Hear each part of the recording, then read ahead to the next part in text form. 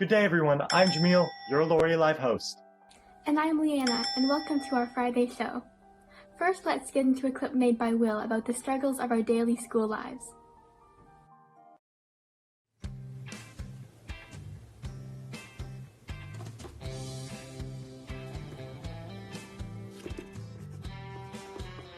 Finally, I'm almost done my essay. Let's take a tea break.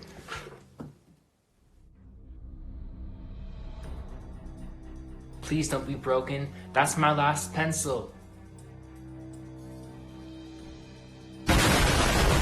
Well, I guess I'll never finish my essay.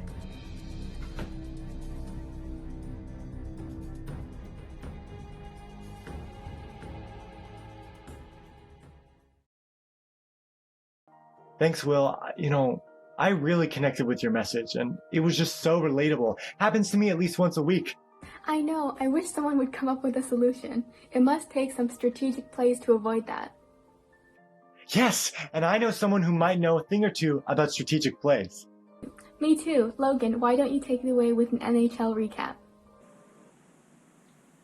The NHL season is wrapping up in the next couple of weeks, so let's take a look at how everything's turned out thus far. We'll start with my power rankings for the top 10 teams in the league at this point. I think right now Colorado is the clear-cut best team in the league. They are stacked with a top goalie, a great decor, and some offensive firepower loaded with depth. And then there's the next three teams, Vegas, Carolina, and Tampa, who I all think are teams will be very competitive in the playoffs and have a serious chance of knocking off the favorites, the Avalanche. And there are two teams after them, the Penguins and the Maple Leafs. A lot of people might think are a little too high. But in my mind, if the Leafs have a real chance of going far, if Matthews can keep up this incredible goal-scoring streak, and once the Penguins get healthy, they're a top contender team as they have been all year while they've been ridden with injuries. And the next four teams are all teams who have a very good chance of making a solid push in the playoffs, but they're just missing that little extra, a little something special that doesn't separate them from the group. Now we'll go on to the end of season award predictions. Right now we'll start with the points and goals. So for points, the Art Ross leader is McDavid, who is leading by 15 points over the next best player and is on pace for 99 points in 56 games. For the Rocket Richard, or the leader in goals at the end of the year, Matthews is ahead right now by a large margin with 34 goals in around 40 games. The next up is the MVP, the Hart Trophy. For me, McDavid's the obvious choice. He's putting up ridiculous numbers in this shortened season while being the main reason the Oilers are having any sort of success. Without him on the ice, they seem lost. So I think if he wasn't on their roster, they would be a completely different team. Next up, we have the Rookie of the Year, the Calder Trophy, and I have Kirill Kaprizov winning.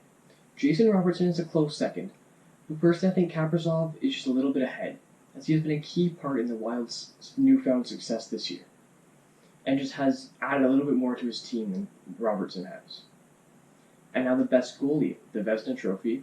There are a few goalies this year who have been playing at Vezina level and lots of candidates available. But for me, there are two clear-cut candidates that are neck and neck. And right now it's Vasilevsky and Fleury. Both have been playing very well. But for me, Vasilevsky just has that inch ahead on Fleury due to the heavier workload he's been facing with a weaker backup and a weaker supporting cast. And finally, we'll end it off with the Norris Trophy, the best defenseman. Right now, I think Cale Makar is the easy choice. He's firing on all cylinders and not letting up anything defensively, and has been an absolutely major asset to the Colorado Avalanche while being still in his very early stages of his career. Thank you for watching. Now back to the news. Wow, some really awesome information in there, Logan. Thank you. And now for the photo competition. This week's theme was Finding the Beauty in the Ordinary, and here's this week's winner, judged by our broadcasting class. The winner of this week's photo competition is a photo taken by Ashley from the Digital Imaging THP3M class. It is a beautiful metal clock with a bronze wash and striking black and white highlights and shadows. Feel free to send us your pictures of what you've been up to at home at LaurierLive@googlegroups.com and tune in on Monday for our next photo challenge.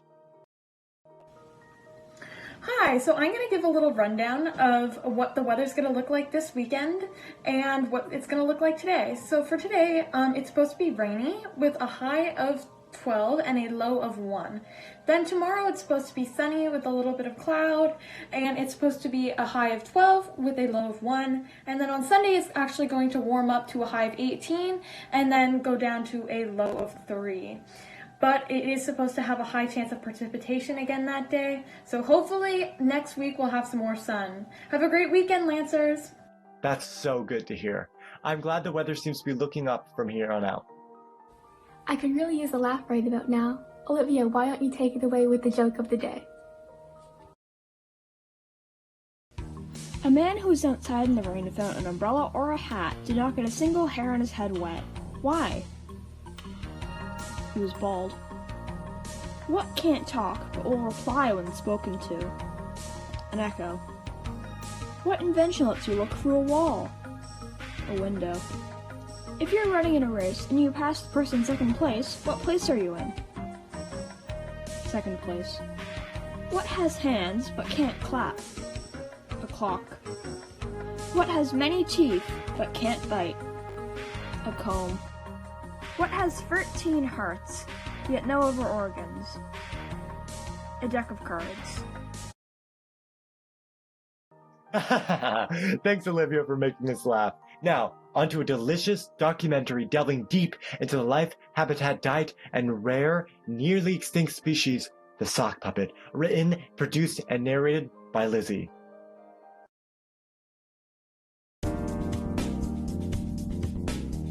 The wild sock puppet.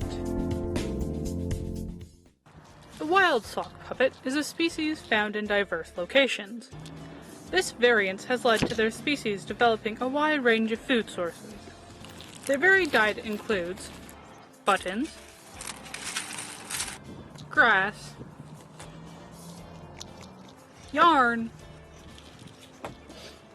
and dandelions.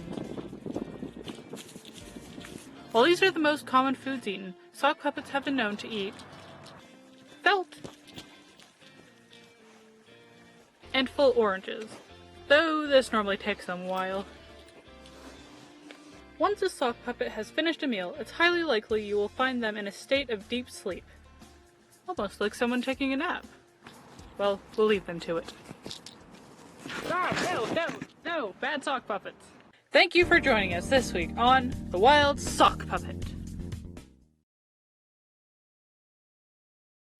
We'd love to see what you Lancers have been up to. Please send in your stories, photos, or even videos to us. We can be reached at LaurierLive@googlegroups.com or on Instagram at LaurierLive, or even tweet us at LaurierLive. See you later.